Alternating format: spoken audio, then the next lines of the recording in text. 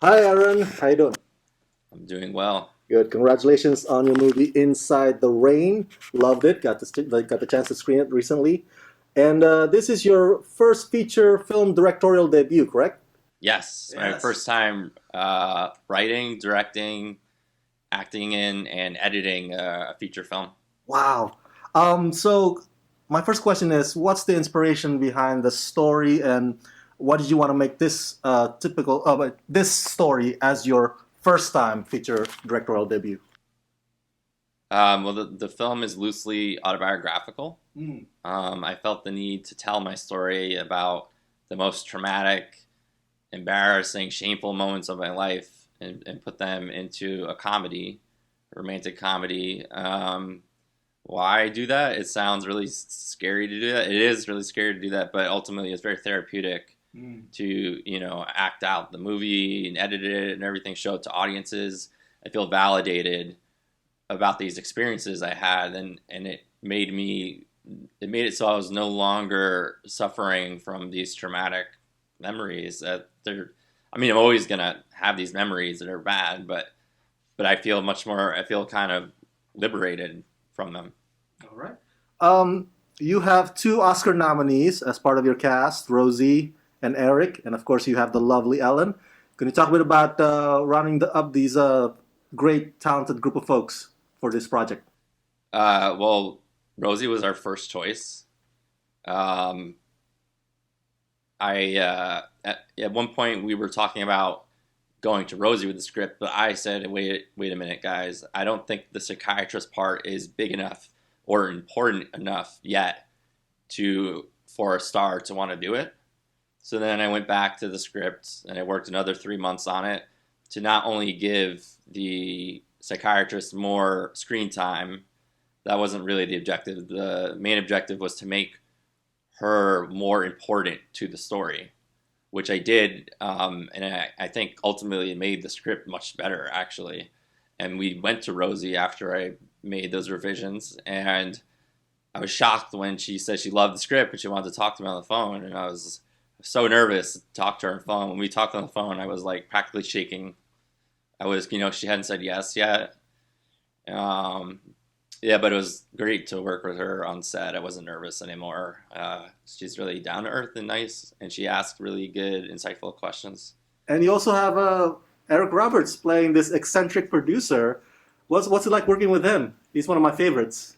Yeah, I mean, a lot of people love Eric, and we thought he would be really good fit. We thought he would get the humor of the part, which he really did because he milks it for the comic aspects of the scenes he's in. He's like, I mean, we auditioned many actors. Oh. We did a month and a half of auditions, like 3 times a week, all day.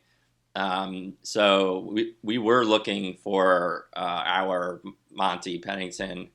Um, I did not find anyone I liked, but then we had the idea to go to Eric Roberts, and thankfully he was down. Nice. And he's really funny in the film, and I just think he's really talented. Now, your character wants to make a movie out of $5,000 worth of budget. That was quite the journey that he went through in this film. Does any of that parallel your journey in putting together your budget and everything you need to make this movie? Absolutely. Yeah. You're the first person to say it. Like, the short film that he's trying to make to prove his innocence. At the same time, I was trying to make a feature film that proved that I could make a feature film to people, that I could act, and that I wanted to tell this story to show how there's a misunderstanding, and that's how he got kicked out of this college. Mm. You know, and the film is loosely autobiographical, and so it really did feel like that. It felt like I was making the film along with him, except I wasn't racing around trying to get $5,500. But it was still a lot of hard work. It was from start to finish. It was 4.5 years. So, on that note, still, like, what are the challenges of being independent filmmakers these days? I know budget is always a big thing. What is it for you? Well, obviously, budget. The main thing is the hardest part is getting money. But then after that, no one is watching, making a film to show in theaters, an indie rom-com. No one is going to go see it in theaters, basically.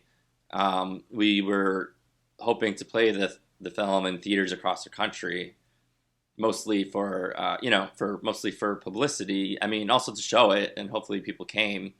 But we knew that realistically, it's not Star Wars. It's not a Marvel movie. We don't have the even money to like advertise like anything, So it's like the pitfalls is knowing that this is you're almost guaranteed to lose all the money that you put into it. Like even if you made half your money back, that would be considered like an indie hit. And as you know, theaters are shut down now. We opened in New York, and then it shut down right away, and then all these other theaters nationally shut down because we were in a bunch of cities. But now we're going to.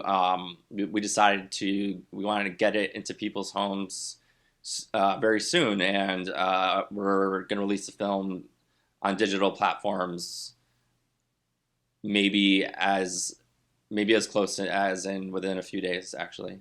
All right. Well, So we're very optimistic about how it works on video and demand, and streaming. We have high hopes for it. We do think we could get a big audience, but like I said, the theater thing with the indie films is a losing. It's not like it's not some. The people who are putting up the money have to know that they're going to lose all of it. So that, I mean, it's just like you can't compete. Like people only go to the theaters now to see Marvel movies. They don't. Other things they watch will be on like Netflix or whatever, Disney Plus now, and all the other ones are coming out. So even people who like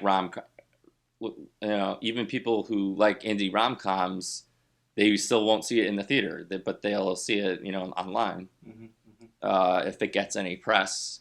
But it's also hard to get press if you don't have a theatrical release.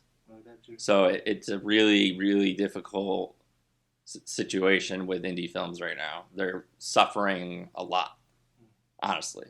But I commend you for being an independent filmmaker. Now, as I'm winding down to my final questions, what do you hope the audiences would take away from this story of a man with bipolar and trying to find love, and what do you hope the movie would convey as far as that subject goes? Well, I want it to be open to interpretation, but the main theme of the movie has to do with the image, stated in the title, the Inside the Rain. For me, it was a metaphor for bipolar disorder and bipolar depression, because I felt like you could be inside the rain soaked and feel miserable because it's cloudy and it's no sun and you're soaked. You could be miserable, or you could be soaked in the rain and your clothes are completely soaked and you're very happy. And I saw that as a metaphor, that image as a metaphor for bipolar depression, because when normal people get depressed, a lot of the time it has to do with things that are happening to them. But with bipolar, often the case is nothing's wrong except for chemical imbalances in the brain that are making them depressed. So they look depressed, they feel depressed, they'll say everything is depressing, but they don't know that necessarily if they got treated with medications by a psychiatrist and talk therapy, that they could be feeling good. And so that, with being in the same exact situation. But for moviegoers, I want them to be able to interpret that image for themselves. All right, fair enough. Final question. What's next on your horizon? Have you started writing a script for the next project? Well, it's funny that you ask that. It's too early to say, but I will say that, about a month ago, I ordered 60 sci-fi novels one night. It was just very spontaneous and erratic, or whatever you call it. Impulsive. I'm impulsive. I was like, sci-fi. So then I ordered 60 books, looked up who are the classics, who are the greats and stuff. And so I'm reading those now, but that's all I can say. All right. Hopefully, one of them is Isaac Asimov. Oh yeah, I got a bunch. I haven't gotten to them yet. Well, thank you so much, Aaron. Congratulations on Inside the Ring. Thank you, man.